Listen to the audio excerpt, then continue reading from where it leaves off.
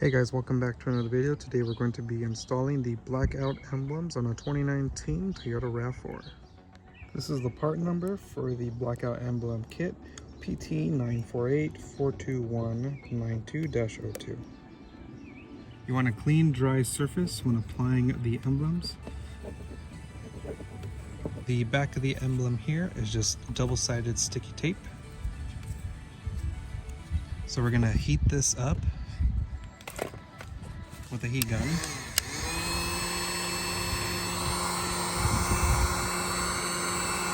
You just want to make it warm to the touch. So that's already warm to touch right here, so that's enough. We're going to peel back on the emblem. You can give this a few seconds of heat, and then you just stick on over. Press firmly.